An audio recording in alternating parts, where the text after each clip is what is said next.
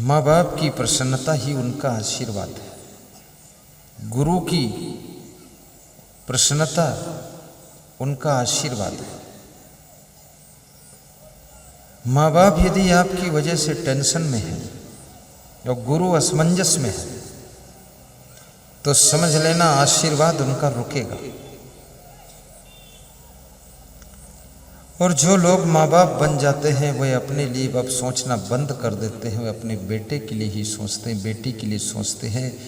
और जो बेटे और बेटी हैं वे अपने लिए भी नहीं सोचते हैं। ये सबसे बड़ा दुर्भाग्य होता है। बेटे और बेटी को खुद सोचने की क्षमता ना हो तो जो माँ बाप तुम्हारे सोच रहे हैं उस राह पर कदम बढ़ाइए तो भी आपका जीवन सफल होगा और धन्य होगा।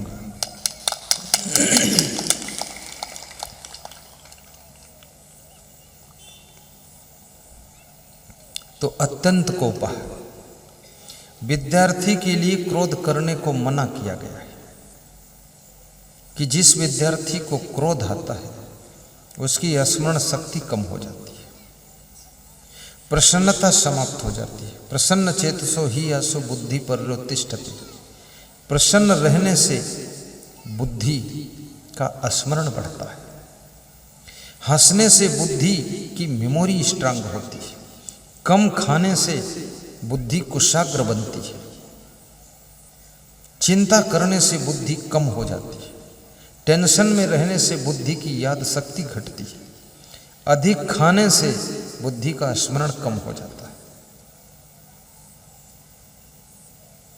और कितने लोगों को थोड़ी भूख लगती, वो डर जाते हैं कि ये भूखे हैं, हम मर जाएंगे। बहुत जल्दी फटाफट खा लेते हैं ज्यादा। भूख लगे तो भी थोड़ा खाइए और समय निकाल करके थोड़ा सा कठोर श्रम भी कीजिए। घर के सब कार्यों को निपटाइए और हंसिए भी जोर से। दूसरों के साथ हंसना आसान है, अपने परिवार के लोगों के साथ हंसना कठिन है। परिवार के लोगों के साथ भी हंसिए। और हर स्त्री चाहती है कि मेरा पति मेरे पास बैठकर हंसे। और पति ऐसे ऐसे क्वालिटी की हैं, उनको हंसने की तो बात छोड़ो, बैठने का टाइम नहीं।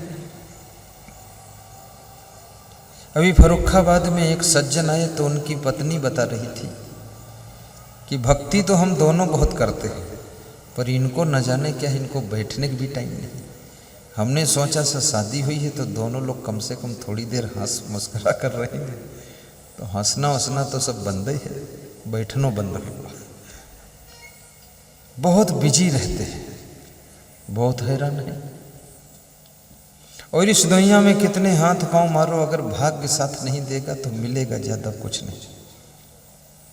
और भाग्य को अगर अच्छा बनाना चाहते हो तो उसका तरीका है मृदु वाणी हो, व्यवहार आकर्षक हो, चरित्र सुंदर हो और स्वभाव सरल हो और कर्म आपके बेहतरीन हो तो भाग्य आपका बहुत सुंदर बनेगा। और जिसका भाग्य सुंदर है वो कम मेहनत से ज़्यादा सफलता पाता है। बहुत हाय हाय करने की जरूरत ही नहीं। और भाग्य की रेखाएं तुम चाहे जिस ज्योतिषी को दिखाओ उससे भी कुछ होना देना नहीं। ज्योतिषी क्या करेगा, रेखा जो है सो है। और रेखा बढ़ाना चाहते हो भाग्य की तो हम तरीका आपको बता देते हैं। अपनी योग्यता बढ़ाओ, भाग्य रेखा बढ़ेगी। अपनी योग्यता, सामर्थ्य, क्षमता का सदुपयोग करो, भाग्य रेखा नई पैदा हो जाएगी।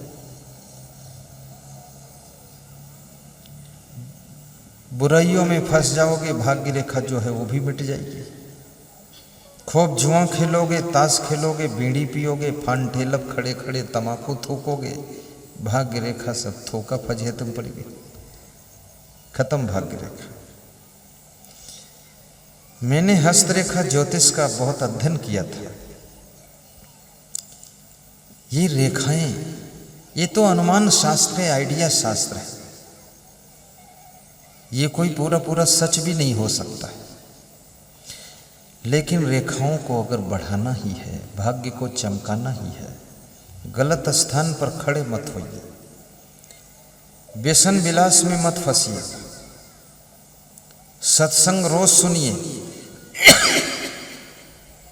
लालच से भी ऊपर उठिए, दान पुण्य भी करते रहिए।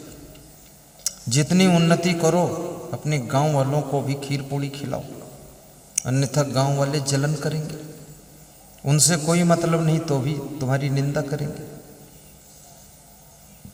बुराई बकेंगे कि ये पैसे वाले होंगे, थोड़ा ईंट आएंगे, वहीं ईंट कुछ नहीं, तुम्हारे कर्जा लदा 10 लाख, तुम हैरान हो अपने कर्जे थोड़ी बताओ तो ईंट आएंगे। अब तुम सबसे कहो कर्जे में डूबे हैं तो और तुम्हारी निंदा करिए कि अच्छा है और डूब जाए मर जाए कर्जे में, कह भी नहीं सकते हो। अच्छा मकान बना लोगे लोगों को जलन हो जाएगी, अच्छी गाड़ी ले आओगे लोगों को खलन हो जाएगी। अब तुम जलन खलन से भी प्रभावित मत हो, अपनी गाड़ी में जलन वालों को भी बिठा लो, आओ आओ बैठो, आपकी ही गाड़ी है। और उनसे कह दो कभी कोई बीमार हो, कोई बहू को लाना हो तो मेरी गाड़ी ले जाना, तेल ड्राइवर गाड़ी सब मेरी, बहू तेरी ले आना। तो कहेंगे ऐसा तो आदमी है ही नहीं जिले में, ये तो सबसे टॉप का आदमी। आदमी क्या, ये तो देवता है, बड़ा परोपकारी है, तुम्हारा गुणगान शुरू कर देंगे। अगर तुम्हारी उन्नति से आसपास वालों को कोई फायदा नहीं है तो तुम्हारा विरोध बढ़ेगा, और विरोध इतना बढ़ेगा आसपास वाले लोग तुम्हारी उन्नति में बाधक बन जाएंगे। इसलिए उन्नति करो तो कम से कम 10% हिस्सा उनमें भी वितरण करो, ताकि वह लोग तुम्हारे बाधक न बने और तुम्हारा गुणगान करें, ताकि उन्नति निरंतर होती रहे। इस बात का भी ख्याल रखना। कभी सत्संग समागम भी करा दो, उसी माध्यम से भंडारा कर दो, सबको खिला दो। पूरा भंडारा ना कर पाओ तो केवल खीर बना लो 2 कुंटल, बस 1-1 दोना में दे दिया, बात खत्म, सबको खिला दिया। क्योंकि सेवा परोपकार से आदमी का मन खुश हो जाता है, और जब मन खुश होता है तो तुम्हें सहयोग भले न करे लेकिन विरोध भी नहीं करता है। उन्नति करने वालों को ये सब ध्यान रखना जरूरी है। तो अत्यंत कोप, अपने क्रोध को कंट्रोल करो। जिस महिला को बहुत क्रोध आता उसके घर में शांति नहीं रहेगी, कलह कलेश रहेगा। कितनी महिलाएं तो बर्तन पटकती रहती, कितनी महिलाएं तो इतना नाराज रहती कि उनको रोज सिर दर्द ही होता रहता। काम धाम कुछ नहीं, सिर दर्द बहुत है। न जाने कौन मॉडल की खोपड़ी है, रोज सिर दर्द। और सिर दर्द ठीक हुआ तो कमर दर्द, कमर दर्द अगर ठीक हुआ तो सबके दर्द पैदा कर देंगे। ये सब नाटक मत करो। सिर है थोड़ा बहुत दर्द होगा भी, बाम वाम लगा के काम करते रहो। कमर है थोड़ी दर्द होगी, को जेल मलहम लगा लो, जुट जाओ, ठंडी मत लगने दो। थोड़ा व्यायाम भी करो, आलस्य मत करो, नखरा मत करो। कितने पुरुष लोग घर में प्रवेश करेंगे तो ऐसे लगेगा कोई भस्मासुर प्रवेश किया। सारी दुनिया की गुस्सा और नाराजी, और चेहरा ऐसा उनका बिल्कुल कनक भूधराकार शरीर, भयंकर रूप है, थर थर कांपे नर और नारी, ऐसा हाल बना रखा है। कोई प्रेम भाव नहीं है, न जाने क्यों नाराज है इतना ज्यादा। थोड़ा अपने लोगों के साथ में भी हंसा करो। ये शांति पाने के साधन तरीके बता रहा हूं, वो चाबी आपको बता रहा हूं। पूरा ना तो किसी की पत्नी आज तक सुधरी है, न पति सुधरा है, न बेटा सुधरा है, न बहू सुधरी है, न बेटी सुधरी है, न चाची सुधरी, न चाचा सुधरे हैं, न भाई सुधरा है। तुम सुधर जाओ बस, समझ लो सब ठीक हो जाएगा। ये सबको सुधारने में कहीं तुम न बिगड़ जाना, इस बात की सावधानी रखना। और ये सुधरेंगे जितना सुधरना होगा, तुम सुधर कर रहो तो तुमको जरूर आनंद की प्राप्ति होगी।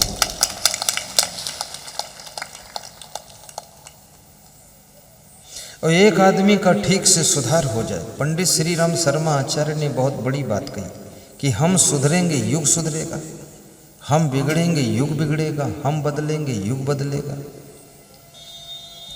प्रोग्राम कोई कराए उसमें पुण्य जितना लूट पाओ लूट लो, प्रसाद बांट पाओ बांट दो। ऐसा जरूरी थोड़े है कि एक आदमी के माथे पड़ गया छुट्टी, नहीं, उसमें तो अपना फायदा है। बूंदी का प्रसाद बांट दो, लड्डू का प्रसाद बांट दो। कितनी पवित्र आत्माएं भक्ति करते करते यहाँ पर पहुंची हैं। ये अगर तुम्हारे मुट्ठी भर बूंदी खा लेंगे तो हो सकता है इस पुण्य से तुम्हारे घर के दुख द्वंद समस्याएं समाप्त हो जाएं और बहुत दिनों के रुके हुए काम भी पूरे हो सकते हैं। राजस्थान गीता धाम में मेरा प्रवचन था। वहाँ के एक भक्त बजरंग लाल बोहरा और रामकिशन वर्मा मिनिस्टर, वो दोनों मिलने आए। उस समय में मिनिस्टर को समझता नहीं था मिनिस्टर क्या चीज़ है, हम कोई उसको श्रेय देते नहीं थे, जानते भी नहीं थे मिनिस्टर करता क्या है। ये तो बहुत दिन बाद जान पाए मिनिस्टर का पावर बहुत होता है। आए तो मैं मिला उनको, एक एक सेव प्रसाद में दिया, फल लेकर आए थे, पर्याप्त फल, और फल लेकर चले गए। मैंने बात ज़्यादा नहीं किया, 5 मिनट बैठा। प्रवचन से जब मैं छूटा और गाड़ी में बैठा तो वो फिर मिले आकर, बोले सब काम हो गया। तो हमने कहा क्या हुआ? बोले बाद को बताएंगे, हो गया। तो बाद को मिले तो बोले 10-12 साल से 80 लाख रुपया फंसा हुआ था, मिल ही नहीं रहा था, और जहां वो फल खाया तुरंत एक झटके में सब रुपया आ गया है। तो हम भी कुछ करेंगे अब। हाँ, तो दूसरे प्रोग्राम में 70-80 कमंडल लेकर आए, सबको बांटा, और कमंडल में रुपया भर भर के दक्षिणा दिया।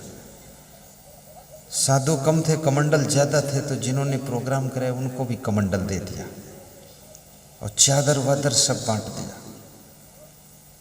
हमने कहा बजरंग लाल बोहरा कुछ और करोगे? बोले अवसर आने पर करूँगा। एक ट्रक बूंदी बना करके कुंभ मेला उज्जैन में आश्रम में बंटवाया।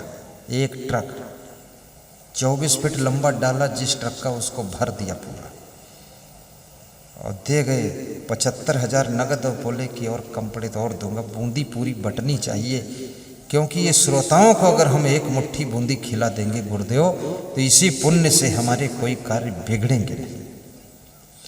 और वहाँ से लौटे तो बोले कि जो जमीन हमारी 10 लाख रुपये बीघे थी वो 1 करोड़ बीघे हो गई है। तो हमने कहा फिर से कुछ खिलाओ और बढ़ जाएगा रेट। ये जो भक्तों की सेवा है, सत्संगियों की सेवा है, इस सेवा से बहुत बड़ा पुण्य होता है। ये कोई साधारण आत्माएं नहीं। और गुरु की सेवा और संत की सेवा, ये तो बहुत बड़ा रूप है। अरे यहाँ की बात छोड़ो, तुम कुत्ते की सेवा करो, उसका भी बहुत बड़ा पुण्य होता है। चिड़ियों को दाना चुंगाओ, उसका भी पुण्य होता है। मछलियों को आटे की गोलियां खिलाओ, उसका भी पुण्य मिलता है। और गाय माता की सेवा करो, उसका भी पुण्य मिलता है।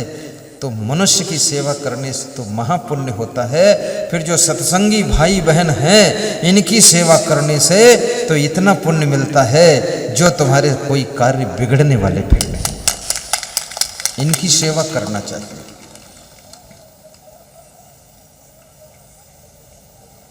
पुण्य पुंज बिनु मिलहि न संता, अत्यंत कोपा कटुका चबाणी। अब सवाल ये उठता, क्रोध को कंट्रोल कैसे करो? ये तो सभी लोग बताते हैं क्रोध नहीं करना चाहिए, पर उपाय क्या है नहीं करने का? इसका उपाय क्या है? पहला उपाय इसका यह है, अपनी गलतियों को भी देखो। जब अपनी गलतियों को स्वीकार करोगे, तुम्हारा अहंकार टूटेगा। अहंकार टूटेगा तो क्रोध मर जाएगा। जब तक तुम दूसरों की गलतियां ही देखोगे, तुम्हारा अहंकार और बलवान होता रहेगा कि मैं ठीक हूं दूसरे गलत हैं, तो क्रोध भयंकर पैदा होगा। जब तुम अपनी गलती को भी स्वीकार करोगे, मेरी भी गलती यहाँ पर है, तो तुम्हारे अहंकार की मृत्यु होगी और क्रोध भी साथ में मर जाएगा। ये बहुत जरूरी है। दूसरा, तुम्हारी गलती को दूसरे लोग सहते हैं, तो दूसरे की गलती को तुम भी थोड़ा सहो। तब ये क्रोध कम होगा, सहनशीलता बढ़ाने से, गम खाने से। अत्यंत कोपा कटुका चबाणी, और उसके घर में भी नरक हो जाता है। जो लोग कड़ुआ ही बोलते हैं, गालियां बकते हैं, कठोर बोलते, कभी मीठी बाणी बोलते ही नहीं, जिनके मुख से अनाप शनाप बातें निकलती, उनके घर में नरक हो जाता है। अभ्यास बनाइए, आदत बनाइए मृदु वाणी की। दुकान पर ग्राहकों से मीठा बोलो, राजनीति में भी मीठा बोलो। मैंने बहुत से नेताओं को देखा, बहुत मीठा बोलते हैं, मीठे मीठे शब्दों में भाषण देते हैं। और अपने घर में भी मीठा बोलो, चुपचाप बैठकर मीठे मीठे सलाह भी कर लिया करो। और यदि कोई अच्छा काम तुम्हारे घर का मालिक तुमसे बिना पूछे भी कर ले तो उसको धन्यवाद दिया करो, क्योंकि पूछने का वक्त नहीं था, टाइम निकल जाता इसलिए काम किया है। इस बात के लिए नाराज मत हो कि मुझसे पूछा क्यों नहीं। एक संत किसी के द्वार पर भिक्षा लेने गया तो बहू थी, सासू थी नहीं, इस बहू ने मना कर दिया, यहाँ भिक्षा नहीं मिलेगी। तो संत वापस चला गया। रास्ते में सासू मिली, उसने कहा मेरे घर पर गए थे आप? बोले गया तो था लेकिन भिक्षा नहीं मिली, बहू ने मना कर दी। तो सासू ने कहा मेरे साथ आओ, मैं देखती हूँ बहू कैसे मना कर सकती। तो संत को विश्वास जगा कि अब मिलेगा कुछ न कुछ। जब वहाँ लेकर गई वो सासू, संत गया पीछे पीछे, बहू को बुलाया और पूछा कि बहू ये संत जी आए थे, तूने भिक्षा नहीं दिया, क्या कहा? बोले मैंने मना कर दिया, यहाँ भिक्षा नहीं मिलेगी। तो सासू ने कहा तूने क्यों मना किया? मना भी करूंगी तो मैं मना करूंगी। संत जी कान खोल कर सुन लो, इस द्वार पर जिंदगी भर भिक्षा नहीं मिलेगी, आप तुरंत चले जाइए। तो संत ने कहा कि किस लिए बुला कर लाई थी? बोले मैं मना करने के लिए लाई थी कि बहू नहीं मना कर सकती, मैं ही मना करूंगी, जाओ तुम। तो संत को हंसी आ गई कि इस मॉडल के भी लोग हैं। अरे मना जब तुमको भी करना था, बहू ने ही मना कर दिया, तब उसमें क्या अहंकार दिखाना। लेकिन सासू होने का अहंकार कि मना भी करूंगी तो मैं करूंगी, बहू कैसे मना कर सकती। अभी अहंकार का ही टकराव जगह जगह पर है। दुर्योधन का अहंकार, कंस का अहंकार, रावण का अहंकार ही तो विनाश का कारण बना था। अभिमान को विदा कीजिए, सरलता और नम्रता को धारण कीजिए। हमारे संत जी एक भजन गाते हैं कि ऐसा वर दो गुणगान करूं तेरा, इस बालक के सिर पर गुरु हाथ रहे तेरा। मेरे मद को चूर करो, अभिमान को चूर करो, ऐसा भजन है। मैं संतों से कहूँगा इस भजन को गाइए। मुझे ऐसा वर दे दे गुणगान करूं तेरा, इस बालक के सिर पे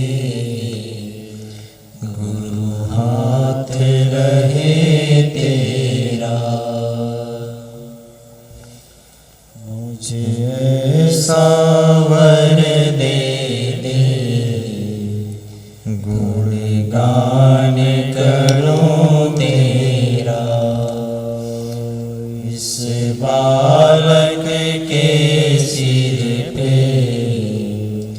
गुरु हाथ रहे तेरा। भक्ति और शक्ति दो, अज्ञान को दूर करो। भक्ति और शक्ति दो,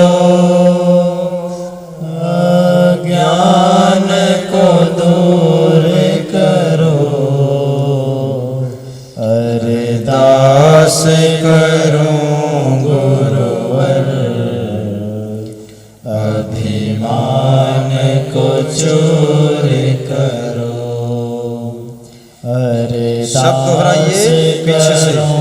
गुरुवर अभिमान को चूर करो, नहीं द्वेष रहे मन में, रहे वास गुरु तेरा, नहीं द्वेष रहे मन में, रहे वास गुरु तेरा। इस बालक के सिर पे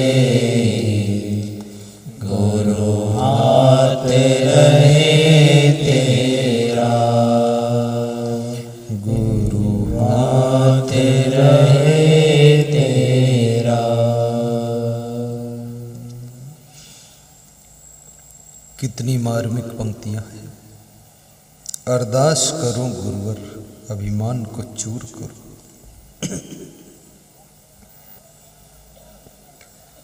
राम के पास अभिमान नहीं था, जगत पूज्य हो गए। श्री कृष्ण के पास अभिमान तो बिल्कुल नहीं था, विश्व पूज्य हो गए। नम्रता तुमको पूजनी बना देती है, अभिमान तुम्हारा विनाश करता है।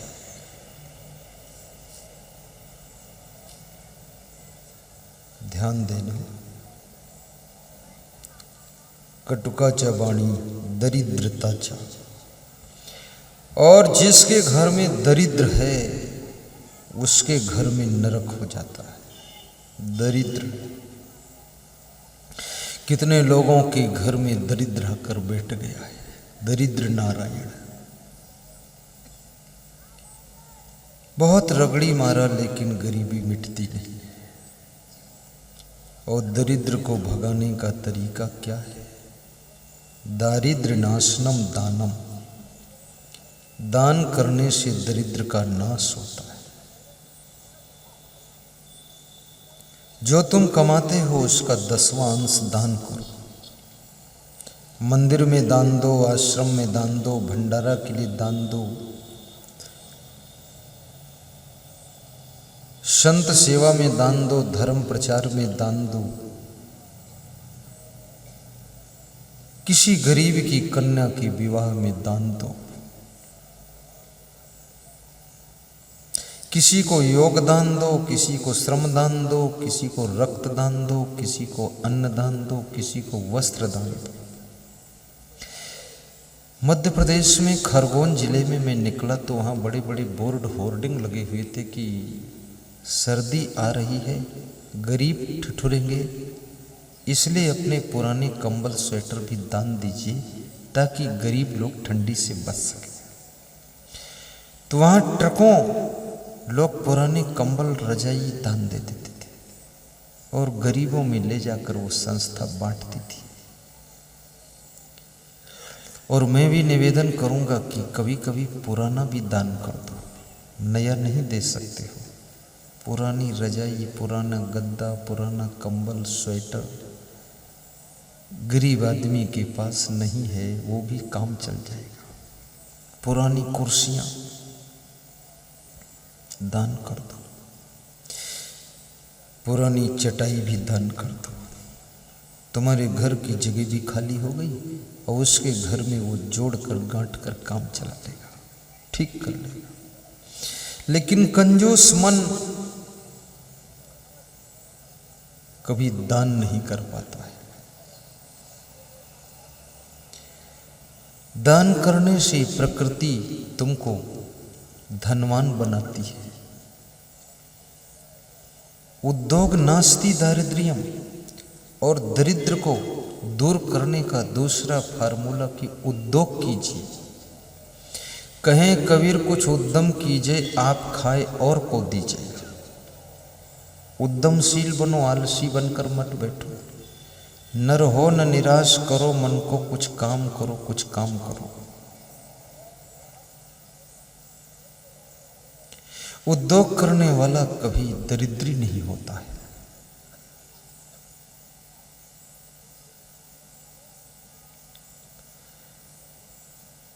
दारिद्र्यनाशनम दानम। और दरिद्र उनके घरों में आता है जिनके घर में व्यसन है, गंदी आदतें हैं, कलह कलेश है, आपसी सलाह नहीं है, उनके घर में दरिद्र आता है। बड़े बुजुर्गों का आदर नहीं है। लक्ष्मी किसके घर में आती, दरिद्र किसके घर में आता है, ये आपको संक्षिप्त बता देता हूं। 3 बातें जिसके घर में होती हैं उसके घर में लक्ष्मी आती है।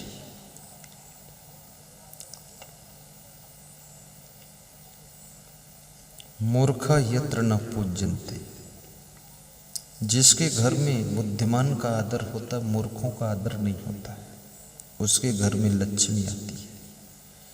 धान्यम यत्र सुसंचितम, जिसके घर में अन्न के एक एक दाने का सम्मान किया जाता है, अन्न को फेंका नहीं जाता, खराब नहीं किया जाता, उसके घर में लक्ष्मी निवास करती है। दाम्पत्य कलहो नास्ति, जिसके घर में दंपति जीवन में पति पत्नी में कलह नहीं होता, लड़ाई झगड़ा नहीं होता है। श्री स्वयं आगता है, श्री माने लक्ष्मी स्वयं आती है। छोटा सा फार्मूला है, पति पत्नी मत लड़ो, सासू बहू मत लड़ो, ससुर से भी मत लड़ो, भाई भाई मत लड़ो। कितने घरों में तो इतनी लड़ाई होती है, सुबह से लेकर शाम तक हल्ला मचा रहता है, पूरा घर तबाह हो गया, पड़ोसियों की नींद हराम हो गई, पड़ोसी घर बेच बेच कर दूसरी जगह चले गए कि ये नरकी लोगों से दूर हटो, नहीं बच्चे बिगड़ जाएंगे। बहुत कलेह कलेश। शराब मत पियो, शराब पीने से आपके घर की शांति नष्ट होगी। नशा अगर करना है तो केवल सत्संग का नशा रखो। ये सत्संग का नशा ऐसा चढ़ना चाहिए, नशा जब टाइम मिले। एक मजदूर कह रहा था कि मैं खेत में काम करने जाता हूँ मजदूरी, तो मोबाइल 5 फीट आगे रख लेता हूँ और सुनता रहता हूँ प्रवचन, वहाँ जब पहुँचता हूँ तो उठा के फिर बढ़ा देता हूँ। तो मेरा मालिक बोलता है तुम प्रवचन बहुत सुनते। बोले मालिक 5 रुपये भले कम दे देना लेकिन प्रवचन जरूर सुनूंगा। बोले इसी से तो सुख मिला है, बड़ी शांति भी है, आनंद भी है और सब सुधार हो गए। पहले हम बीड़ी पीते थे, पुड़िया खाते थे, आधे पैसे तो नशम चले जाते थे, अब टोटल बचते हैं खाली इसी प्रवचन से। और पति पत्नी दोनों हम लड़ते भी थे, अब लड़ाई भी बंद हो गई है। परिवार सहित सत्संग सुनिए।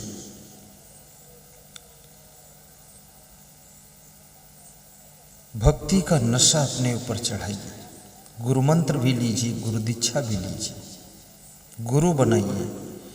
कितने लोग सोचते हैं कि शिव भगवान गुरु हैं और कोई गुरु होता ही नहीं, लेकिन ब्रह्मा विष्णु महेश से जो अदकी हो जाए, गुरुबिन भवनिधि न तरे कहत निगम अस गाय। शंकर भगवान ने भी गुरु बनाया था। राम कृष्ण से को बड़ा उन्हों तो गुरु कीन, 3 लोक के वैधनी गुरु आगे आधीन। गुरु बिन भवनित तरय न कोई, जो बिरंच शंकर सम हुई। बस शर्त ये होनी चाहिए कि गुरु ब्रह्मचारी हो, सदाचारी हो, गुरु जितेंद्री हो, गुरु वैराग्यवान हो और गुरु संत हो, साधु महात्मा हो। अब ये आप पता लगा लीजिए। गुरु करे जान के, पानी पिए छान के, अंधाधुंध गुरु मत बनाइए। जान समझ लो। एक सज्जन मेरे पास आए, बोले हमारे गुरु तो गड़बड़ाई गए, अब क्या करिए। तो हमने कहा ट्रैक्टर गड़बड़ाई जा तो दूसरा ट्रैक्टर ले आओ थे, नहीं पूछे तो का करी हम। अब गुरु गड़बड़ाई गए तो दूसरा अच्छा गुरु बनाए ले, और का करी हो तुम। तो बोले हिम्मत नहीं पड़ते कुछ गड़बड़ न हो जाए। हम कहन गड़बड़ कुछ नहीं होगा। ज्ञानहीन गुरु त्याज्यो मिथ्यावादी विडम्बका, सो विश्रांति न जानंत पर शांति करोत क्यों। गुरु का मतलब, गुरु तो नौका है, तुमको भवसागर से पार लगाना उसका काम है। लेकिन कोई नाव ही डूब गई तो दूसरी नाव बैठ लो, नहीं डूब जी हो। अपन तो भवसागर से पार होने का इरादा है, और सच्चे और अच्छे गुरु की शरण में जाइए। वैराग्यवान गुरु होना चाहिए, तपस्वी भी हो, तेजस्वी भी हो, ज्ञानी भी हो, संयम नियम में पूर्ण हो, बकवासी न हो,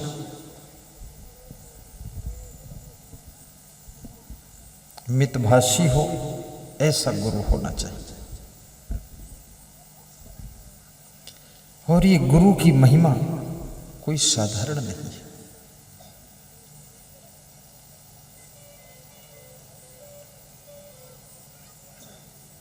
भगवान श्री राम ने गुरु वशिष्ठ को गुरु बनाया, विश्वामित्र को सदगुरु बनाया। गुरु वशिष्ठ ने कहा कि मैं गृहस्थ गुरु हूँ, इसलिए तुम अब वैराग्यवान ब्रह्मचारी और ऐसा गुरु ढूंढो जाकर के जो विरक्त होना चाहिए। विश्वामित्र के पास जाइए। तो गुरु भी बनाना चाहिए। आज 8-10 लोगों ने हरदोई से आकर और यहाँ आसपास से आकर गुरु मंत्र लिया। इसमें ऐसे कितने लोग हैं जो किसी न किसी को गुरु बना चुके, जरा दोनों हाथ उठाएं जिनका गुरु कोई है।